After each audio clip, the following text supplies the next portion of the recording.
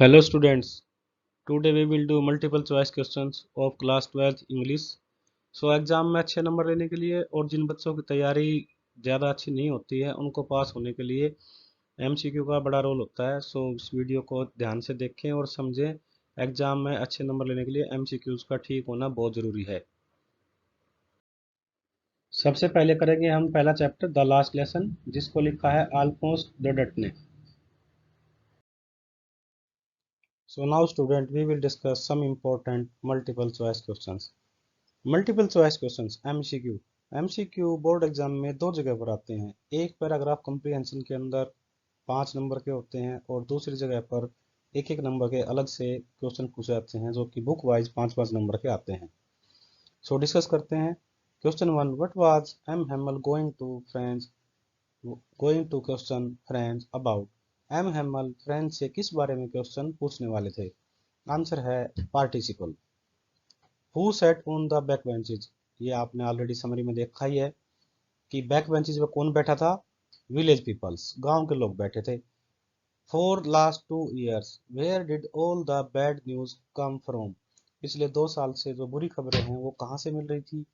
Answer is bulletin board. ये भी मैंने आपको बताया था कि जो खबरें हैं, न्यूज हैं, वो बुलेटिन बोर्ड पे चलती थी। What did M Hamel bring for his class on his last day in the school. M Hamel last day में वहाँ पर स्कूल में अपने साथ क्या लेकर के आते हैं। क्या लेके आते हैं? New notebook. और बाद में ये इनको स्टूडेंट्स के अंदर डिस्ट्रीब्यूट करते हैं।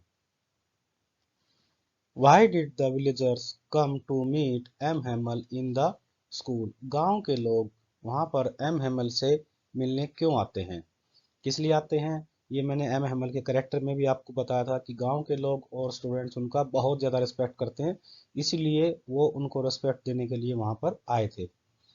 Why was French surprise. French surprise क्यों होता है, हैरान क्यों होता है, क्यों होता है वहाँ पर।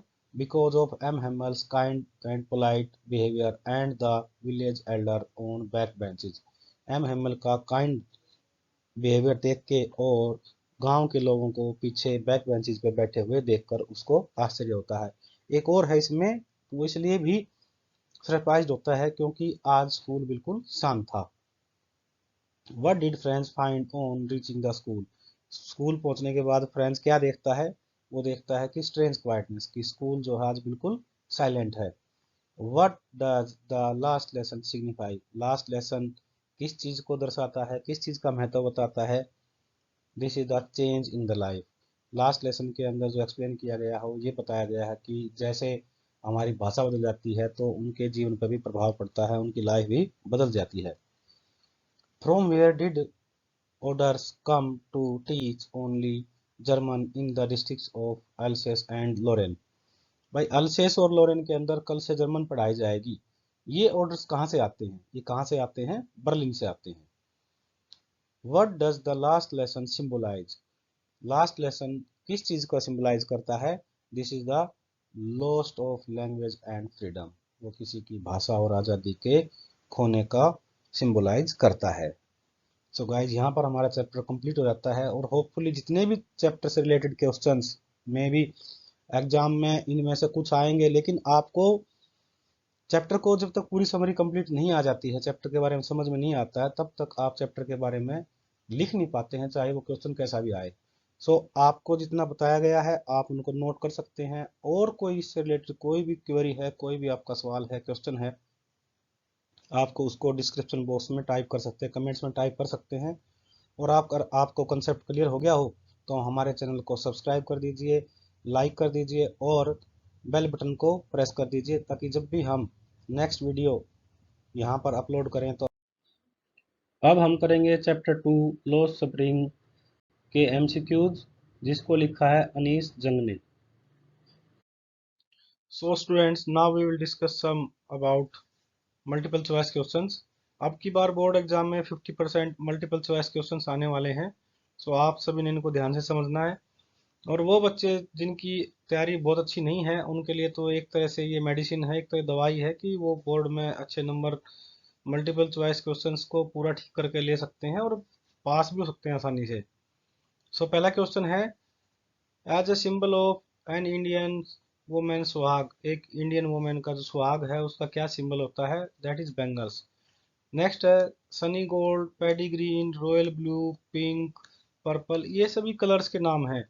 और इस चैप्टर में ये सभी कलर्स किस चीज के लिए बताए गए हैं, बैंगल्स के लिए, चूड़ियों के लिए बताए गए हैं। उसके बाद है मुकेश के फादर क्या काम करते थे, बिफोर ए बैंगल मेकर, एक चूड़ी बनाने वाले का काम करने से पहले क्या काम करते थे, एक टेलर का काम करते थे। The frail women in Mukesh house is his, जो फ्रेल वुमेन है मुकेश के घर में वो कौन है, उसके एल्डर ब्रदर की वाइफ, उसके बड़े भाई की पत्नी है। If law were to be enforce, यदि कानून बनाए जाते हैं, यदि नियम लागू किए भी जाते हैं, तो ये कितने बच्चों को राहत प्रदान करेंगे, 20,000 चिल्ड्रन। ये पहली स्लाइड में बताया था कि फिरोजाबाद में लगभग 20,000 चिल्ड्रन, लगभग 20,000 बाल मजदूर रहते हैं। बैंगल इंडस्ट्री कहाँ पर है, फिरोजाबाद उत्तर प्रदेश में है। बैंगल इंडस्ट्री कहाँ पर है, फिरोजाबाद, जो कि उत्तर प्रदेश में है, वहां पर बहुत ज्यादा बैंगल इंडस्ट्रीज हैं। One day Saheb was seen by the author, एक दिन ऑथर ने साहेब को देखा, watching some young man playing, young man एक युवा लोगों को खेलते हुए उनको देख रहा था वो, तब उसको ऑथर ने देखा। तो क्या खेल रहे थे वो लोग टेनिस खेल रहे थे। अकॉर्डिंग टू द ऑथर रेग picking has become over the years, author के अकॉर्डिंग जो रेग पिकिंग है, कूड़ा बीनना है, वो क्या बन गया है, एक फाइन आर्ट बन गया है। What did the man from Udupi pray for when he was young, जो आदमी है उडुपी से, जो आदमी है वो जब जवान था, यंग था, तो वो किस चीज की डिमांड करता है, ए पेयर ऑफ शूज, एक जोड़ी जूतों की। Sahib home before Delhi was in, Sahib का होम दिल्ली से पहले कहाँ पर था, ढाका, बांग्लादेश में था। What is Mukesh dream, Mukesh का सपना क्या है, एक मोटर मैकेनिक बनना है। What is the mean of survival इन सीमापुरी, सीमापुरी में गुजारा किस चीज से हो सकता है, मीन्स ऑफ सर्वाइवल मतलब अपना निर्वाह करना, किस चीज से निर्वाह होता है, क्या तरीका है वहां पर, रैग पिकिंग, केवल वहां पर कूड़ा बीनना ही उनका तरीका है। सो स्टूडेंट्स, ये बहुत इंपॉर्टेंट थे क्योंकि एग्जाम में जो एमसीक्यूज आते हैं वो सीधे सीधे नहीं आते कि आपसे नाम पूछ लिया, वो सभी चैप्टर की स्टोरी के अंदर से होते हैं। सो आप सबसे एक और रिक्वेस्ट है कि आप सभी जो अपने चैप्टर की समरी है, अगर आप लोगों को ठीक से उसको इंग्लिश में समझ में नहीं भी आता है तो आप उसको हिंदी में जो स्टोरी है ना उसको बहुत अच्छे से पढ़ लेना, क्योंकि एमसीक्यूज हमेशा स्टोरी के अंदर से होते हैं। सो गाइज, यहाँ पर जो चैप्टर से रिलेटेड हमारी इंपॉर्टेंट जो चीजें थी वो सभी खत्म हो जाती हैं। और इसके बाद भी हम जो इससे इसके बाद करेंगे हम चैप्टर द थर्ड लेवल, और जिसको लिखा है जैक फिने ने, the third level written by Jack Finney. So students, अभी करेंगे इसके कुछ important multiple choice questions, MCQs. वैसे तो इसकी समरी और करेक्टर के अंदर, जो हमने समरी और इसका करेक्टर किया है उसके अंदर जो मोस्टली इंपॉर्टेंट क्वेश्चंस हैं वो सभी कवर अप हो गए हैं, लेकिन फिर भी हम अपने नॉलेज टेस्ट के लिए एक बार इनको कर लेते हैं। इसको आप लोग जरूर देखें, जरूर सुने, पता चल जाएगा कि आपको चैप्टर के अंदर से कुछ भी जो रह गया कंफ्यूजन है तो उससे दोबारा डिस्कशन करने की जरूरत है, तो आप उसको कमेंट बॉक्स में टाइप कर सकते हैं।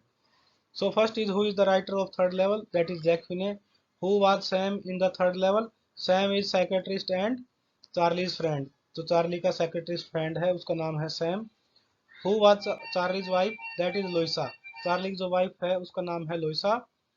What is first day cover? A new stamp gets the postmark and date, एक स्टैम्प जिसके ऊपर पोस्ट मार्क और डेट होती है उसको हम फर्स्ट डे कवर कहते हैं। What happen one day when Charlie is in hurry to catch the train, एक दिन चार्ली जब जल्दबाजी में ट्रेन पकड़ने जा रहा था, जल्दी में था, तो उसके बाद क्या होता है, he has reach the third level, वह तीसरे लेवल पर पहुंच जाता है। What is the information booth eight the and at the third level made of, जो इंफॉर्मेशन बूथ हैं वो किस चीज के बने हुए थे, वो वुड, लकड़ी के बने हुए थे वहां पर। How does Charlie make sure that he has reach the past, अब चार्ली को कैसे पता चलता है कि वो पास्ट में पहुंच गया है। अभी हमने समरी में पढ़ा था कि वहां पर एक न्यूज़पेपर, एक लड़का न्यूज़पेपर बेच रहा था जिसका नाम था the word. So the word newspaper के ऊपर चार्ली जो है वो डेट देखता है, जिससे पता चलता है कि मैं पुराने समय में पहुंच गया हूँ। So he sees the date on the current newspaper, वो वहां पर न्यूज़पेपर के ऊपर डेट देखता है। When Charlie knows that he has sleep in the past, where does he want to go. जब उसको पता चलता है कि वो पास्ट में चला गया है तो वो कहाँ जाना चाहता है, Galesburg Illinois.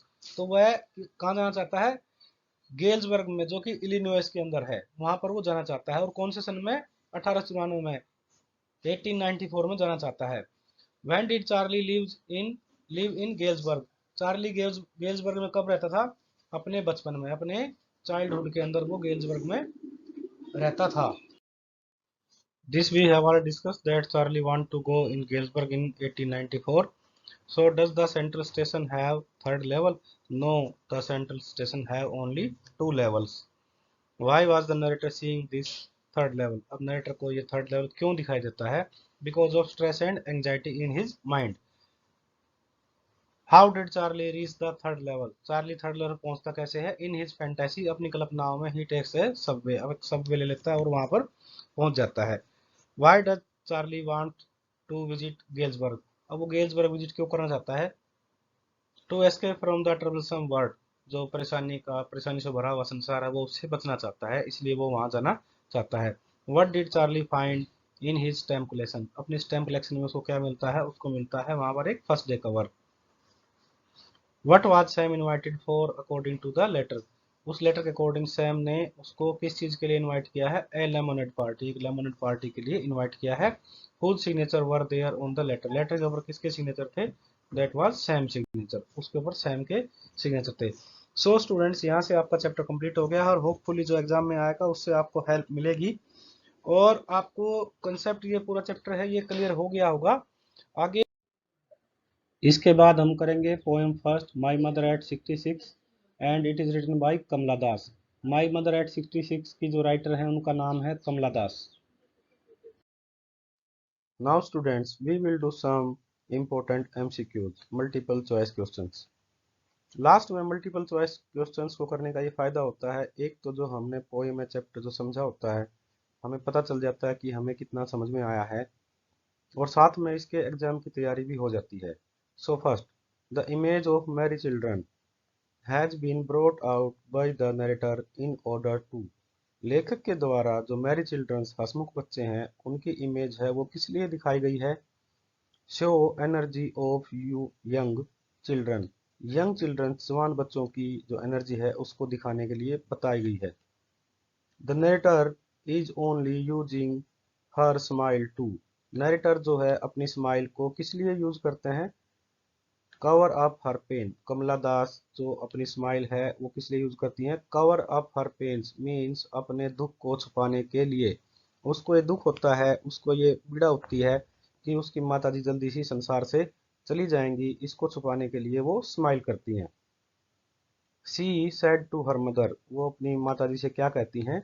C you soon अम्मा, माता जी अम्मा हम फिर मिलेंगे। The narrator again compared her mother to, जो नरेटर हैं वो अपनी माता जी की तुलना किससे करते हैं?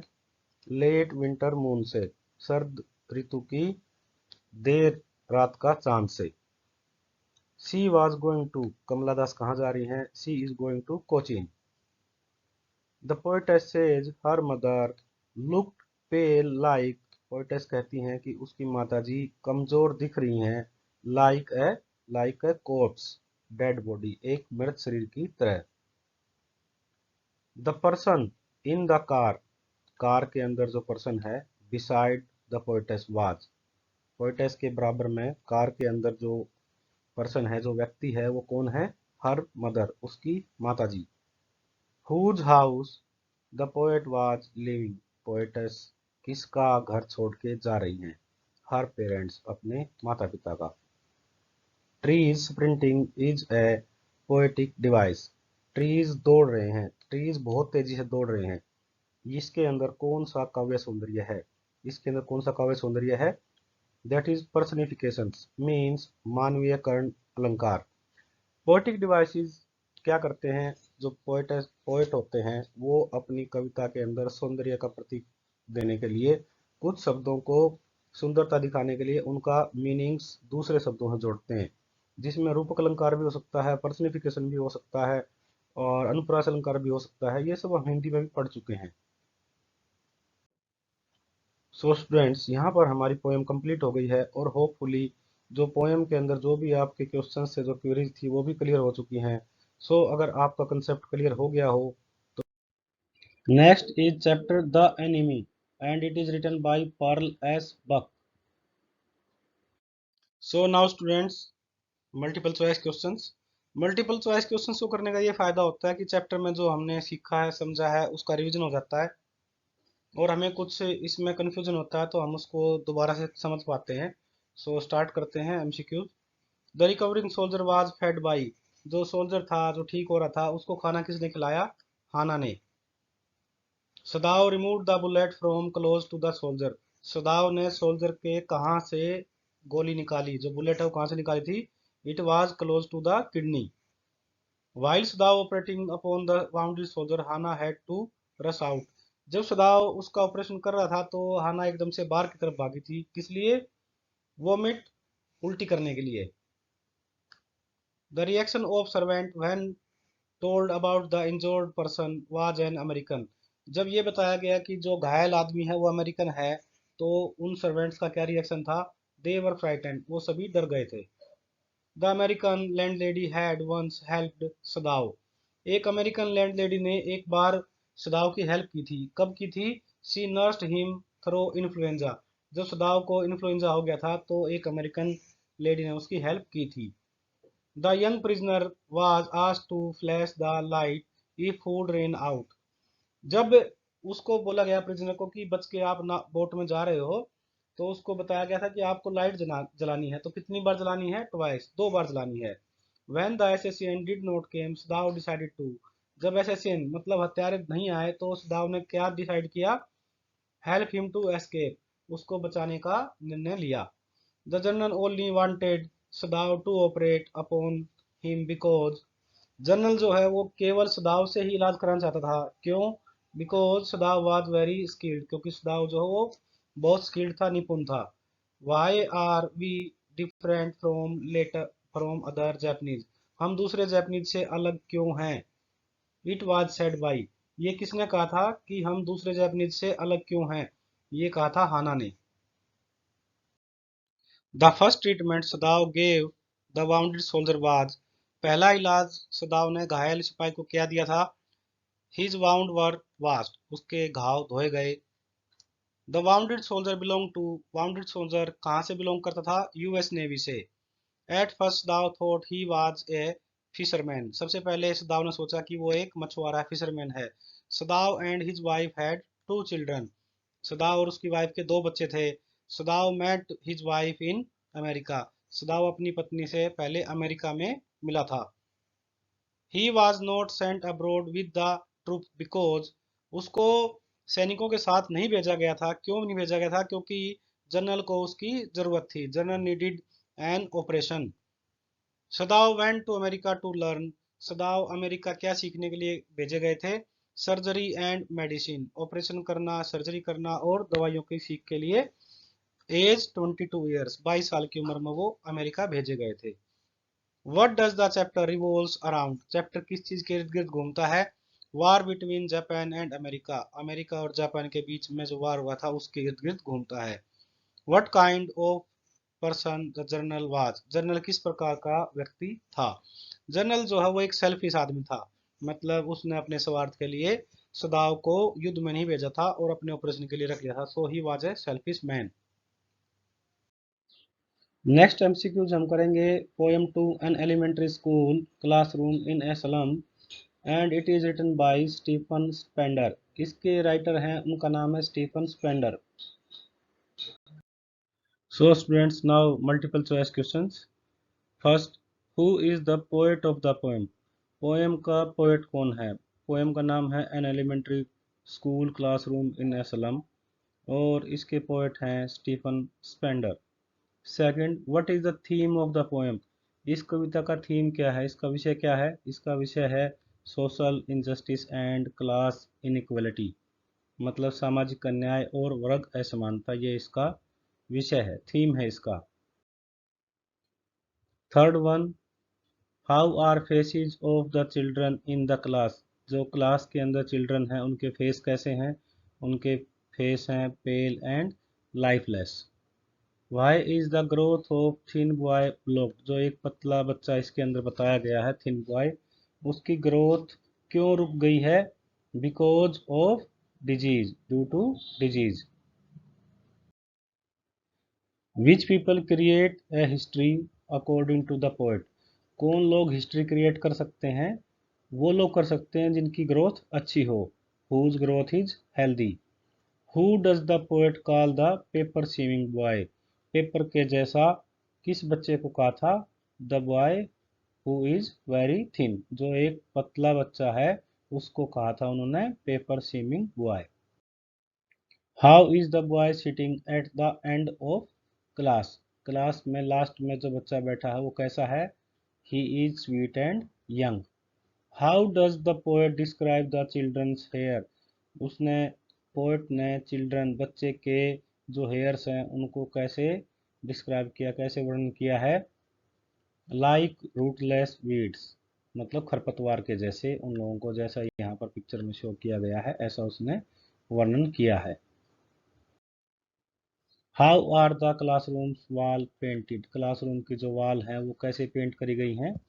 That are sour cream paint, means off white colour की वो दीवारें हैं। What is painted on the wall, wall के ऊपर किस चीज़ का चित्र बना हुआ है?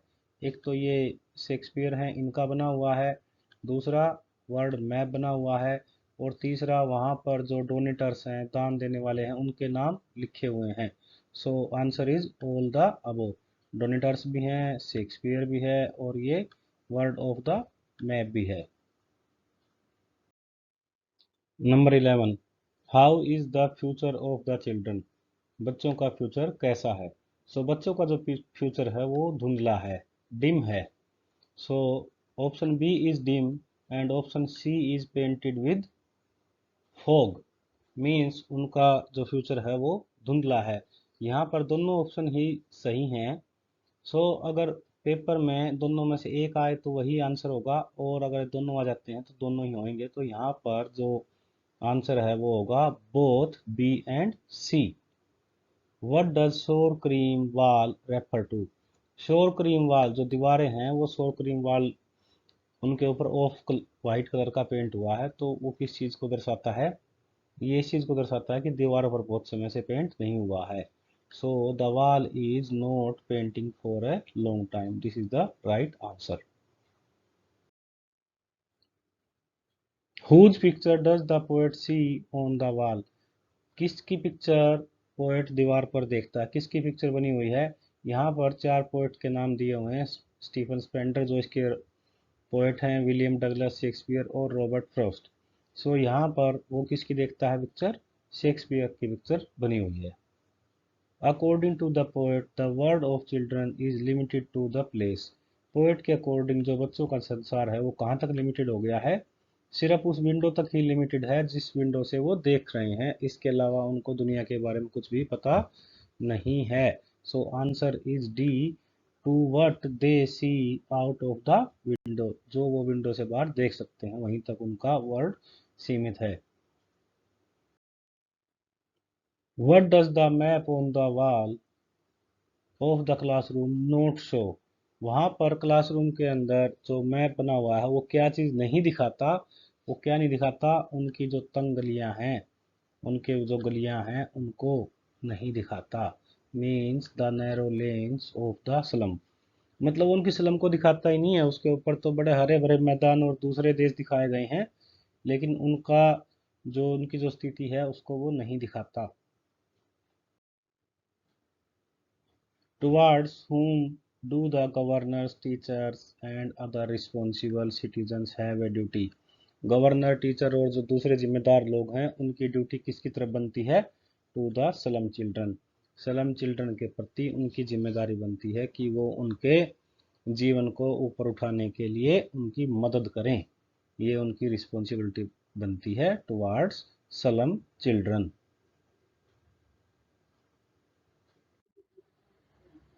सो स्टूडेंट्स, यहाँ पर हमारा पार्ट 1 कंप्लीट हो गया है। अगर आपको इससे एग्जाम में हेल्प मिली है, अपनी तैयारी में हेल्प मिली है, तो चैनल को सब्सक्राइब कर दें, अपने फ्रेंड्स को फॉरवर्ड करें ताकि वो भी एग्जाम की तैयारी अच्छे से कर सकें। Thank you.